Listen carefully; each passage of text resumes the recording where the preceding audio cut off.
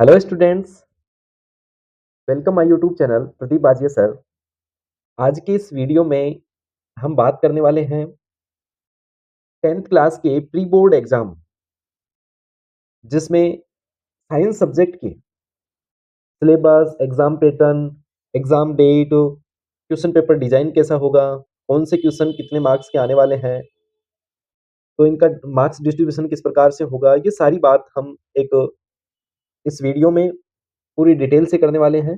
बहुत ज़्यादा लंबा वीडियो मैं नहीं लेके आ रहा हूँ आपके लिए, लेकिन इस छोटे से वीडियो में भी आपको बहुत सारी जानकारी दे रहा हूँ। तो स्टार्ट करते हैं। क्लास 10th के लिए है, साइंस सब्जेक्ट की बात कर रहे हैं हम। यहाँ पर आप देखें, साइंस 086 इसका कोड है, 086 इसका कोड है। और एग्जाम डेट और टाइम यहाँ पर दिया गया है, थर्सडे 26 दिसंबर 26 दिसंबर 2024 को आपका एग्जाम है, जिसमें मॉर्निंग और जनरल शिफ्ट की स्कूल्स के लिए 9:30 मॉर्निंग में 9:30 से 12:30 तक एग्जाम होना है, 3 घंटे का। और इवनिंग शिफ्ट का जो एग्जाम होना है वो 2 बजे से 5 बजे तक का होना है। और आपको प्रश्न पत्र जो है, जो भी आपका निर्धारित समय ऊपर दिया गया है, उससे 15 मिनट पहले आपको मिल जाएगा। ठीक है ना? पेपर डिस्ट्रीब्यूट कर दिया जाएगा आपको 15 मिनट पहले। चलते हैं नेक्स्ट स्लाइड पे हम। यहाँ पर देखें, ये आपका सब्जेक्ट का सिलेबस है। और सिलेबस में आप देख लें, आपको पता ही होगा, सिलेबस तो आप पढ़ रहे हैं, अप्रैल से तैयारी कर रहे हैं, उससे पहले से ही लग गए थे आप।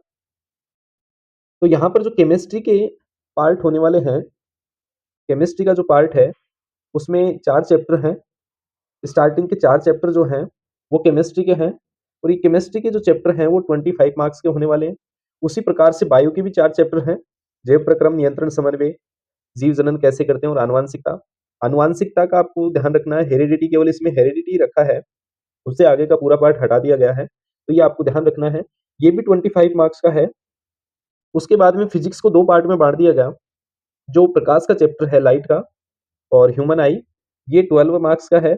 और उसके बाद में इलेक्ट्रिसिटी से संबंधित 2 चैप्टर हैं, मैग्नेटिक इफेक्ट वाला, ये 2 चैप्टर जो हैं वो 13 मार्क्स के हैं। ये लगभग क्राइटेरिया मैं बता रहा हूँ आपको। और उसके बाद में हमारा पर्यावरण जो एक चैप्टर है वो 5 मार्क्स का होने वाला है। इस प्रकार से 80 मार्क्स का आपका ये पेपर होने वाला है। तो यहाँ पर सिलेबस आपको पता ही होगा, इसका स्क्रीनशॉट और ले लें आप।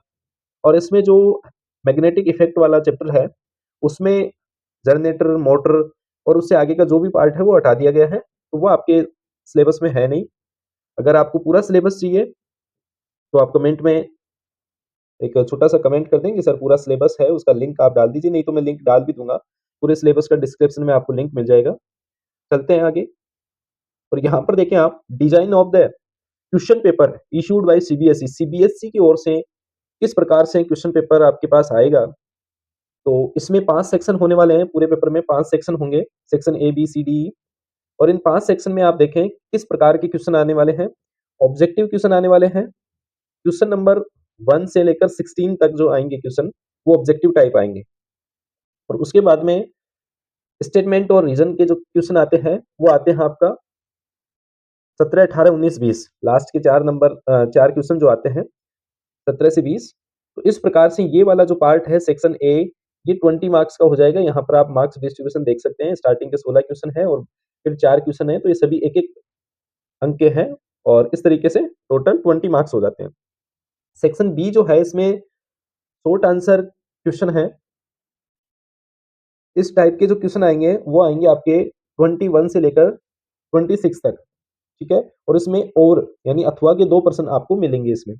इन्हीं भी 2 प्रश्नों के बीच में आपको अथवा ज़रूर मिलेगा, और का क्वेश्चन मिलेगा। तो ये क्वेश्चन आने वाले हैं आपके 6 क्वेश्चन आने वाले हैं।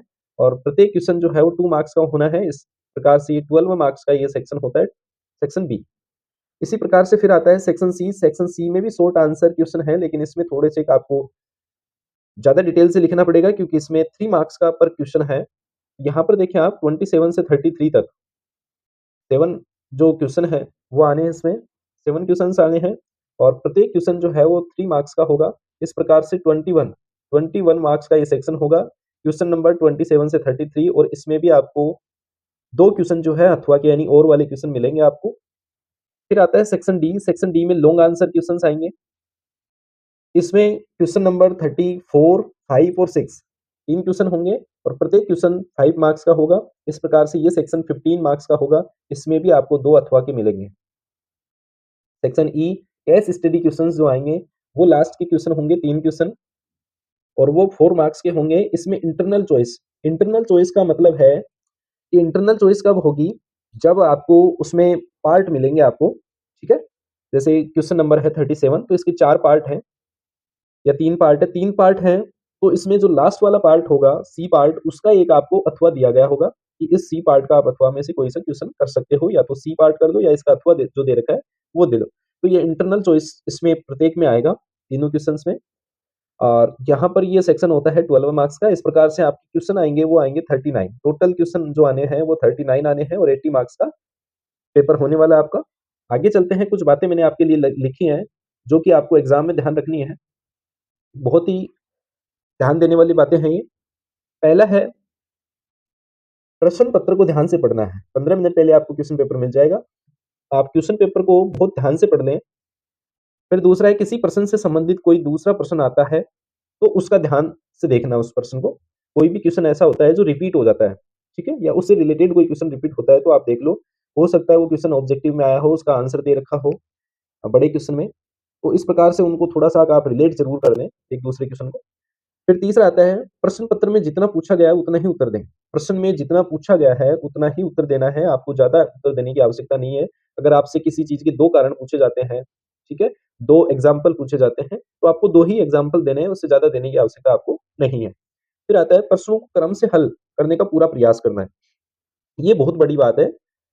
सबसे पहले आपको ऑब्जेक्टिव क्वेश्चन जो कि स्टार्टिंग के 20 क्वेश्चन्स हैं, उनको आप सोल्व कीजिए। एक लाइन में ए, बी, सी, डी ऑप्शन जो हैं वही लिखना है, उसके अलावा उसकी डिटेल्स वगैरह और कुछ भी नहीं लिखना है, केवल ऑप्शन लिखना है आपको ए, बी, सी, डी, जो भी ऑप्शन आपको ठीक लगता है, ठीक है? तो उससे आपका समय भी बचेगा और वो समय आप बड़े क्वेश्चन में ज़्यादा दे पाएँ, ठीक है? तो जितना पूछा गया आपको वही करना है और सीरियल से करना है, सीरीज़ से चलना है आपको। फिर आपने 21st क्वेश्चन किया, 21st कर लिया आपने, फिर 22 क्वेश्चन नंबर 22 कर रहे हो आप, वो कर लिया। 23 आपको नहीं आ रहा, क्वेश्चन नंबर 23 आपको नहीं आ रहा तो 23 को छोड़ के आप 24 कर लीजिए, ठीक है? ऐसा नहीं कि आप उसके बाद में 33 क्वेश्चन कर रहे हैं या 35 कर रहे हैं, ऐसा नहीं। तो सीरीज़ से चलते जाएँ आप, ये बहुत काम की बात है। इसके बाद में है, किसी प्रश्न में एक से अधिक भाग होने पर सभी भागों को एक ही जगह पर हल करें। बहुत सारे आपको ऐसे क्वेश्चन मिलेंगे, जिसमें 2 पार्ट या 3 पार्ट या 4 पार्ट मिलेंगे क्वेश्चन में, तो उन सभी पार्ट्स को आप, जितने भी पार्ट्स में डिवाइड है वो क्वेश्चन, तो उन सबको आप एक ही जगह पर हल करें, सोल्व करें उसको। ये ध्यान रखना है। उनको ऐसे नहीं कि आपने उसके 2 पार्ट यहाँ पर सोल्व कर दिए एक पेज पर और फिर लास्ट के 2 पार्ट जो हैं, वो आप 2 पेज बाद में कर रहे हो, ऐसा नहीं करना है, एक साथ ही करना है। फिर है, उत्तर लिखते समय प्रश्न संख्या ज़रूर लिखें, ये ध्यान रखना है आपको। क्वेश्चन संख्या जो आपकी है, क्वेश्चन नंबर, वो ज़रूर आप नोट कर दें कॉपी में, जो भी आंसर शीट है आपके पास, उसमें आप क्वेश्चन नंबर ज़रूर लिख दें। कई बार आप जल्दबाज़ी में केवल आंसर लिख देते हैं, लेकिन आंसर के साथ क्वेश्चन नंबर नहीं लगाते, तो ये गलत हो जाता है। आगे देखें, यदि आप अथवा वाला प्रश्न कर रहे हैं तो वहाँ पर अथवा ज़रूर लिखें और या अथवा से संबंधित जो भी प्रश्न आता है, जैसे मान लीजिए क्वेश्चन नंबर 24 में अथवा आ रहा है, और का क्वेश्चन आ रहा है, तो आपने जो क्वेश्चन आ रहा है मेन क्वेश्चन उसमें नहीं है और अथवा वाला आप सोल्व कर रहे हो, तो आप वहाँ पर डाल दीजिए 24, ठीक है? और उसके बाद में अथवा लिख दीजिए या और लिख दीजिए और उसके बाद में उसको हल कीजिए, ताकि कॉपी चेक करने वाले को जितनी आसानी होगी आपके मार्क्स उतने ज़्यादा आएँगे। ये बोर्ड में भी आपको ध्यान रखना है। उस समय मैं आपके लिए और एक अच्छे से प्रिपरेशन करके और बहुत बढ़िया बड़ा एक वीडियो लेकर आऊँगा। वैसे इसमें बहुत सी बातें मैंने आपके लिए ऐड कर दी हैं। आगे चलते हैं, उत्तर पुस्तिका के अधिकतम भाग का उपयोग करना है। कई बार आप क्या करते हो, जैसे एक लाइन छोड़ के फिर काम कर रहे हो, एक-एक लाइन छोड़ के, या आपने स्टार्टिंग का जो पार्ट है वो छोड़ दिया और लास्ट में पेज को छोड़ दिया, आपने बीच-बीच में लिख रहे हो, ऐसा नहीं करना है आपको। ठीक है? जितना पूछा गया आप उतना आंसर दीजिए और लाइन पूरी भरिए, कोई दिक्कत नहीं है।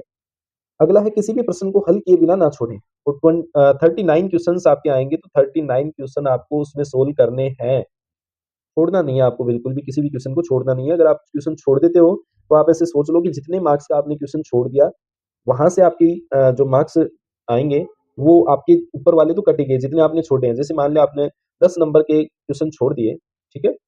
20 या 10 मार्क्स के आपने क्वेश्चन छोड़ दिए, तो 10 मार्क्स आप कम कर दो 80 में से, 70 में से ही आपको मार्क्स मिलने वाले हैं। तो ये ध्यान रखना है।